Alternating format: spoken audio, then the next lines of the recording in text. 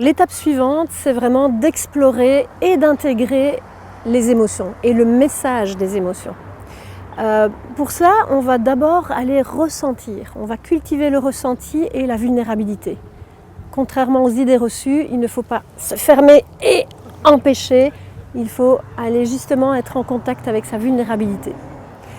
La deuxième chose, c'est que je vais vous rappeler le rôle et le message, la fonction principale de chacune des 4 grandes émotions. La peur, la colère, la tristesse et la joie. Alors l'étape suivante, c'est d'aller explorer les croyances et essentiellement les croyances limitantes, celles qui nous freinent, celles qui nous empêchent de vivre ce que l'on veut vivre. On va faire ça de différentes manières, de manière, je dirais, plus théorique, grâce au ressenti, d'aller sentir ce qui est bloquant. Et je vais également utiliser certaines techniques théâtrales.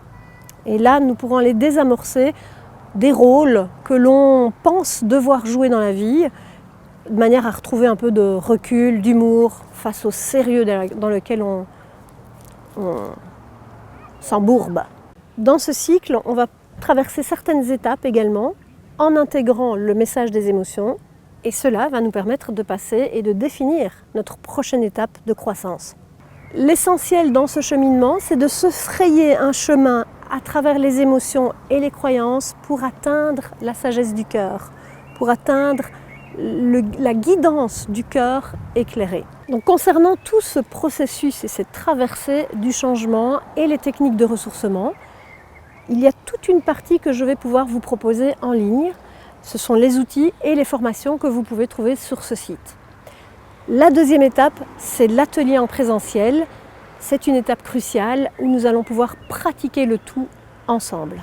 Alors, au plaisir de vous rencontrer, que ce soit lors d'un webinaire en ligne où je ferai un suivi vraiment de la mise en place des outils de ressourcement, ou alors, ça c'est le nec plus ultra, lors d'un atelier en présentiel où l'on pourra approfondir vraiment le cycle de transformation, la pratique des outils de ressourcement et il y aura évidemment, grâce aux techniques théâtrales, des moments de joie, d'humour et de plaisir, je pense. D'ici là, portez-vous bien, prenez soin de vous et ressourcez-vous.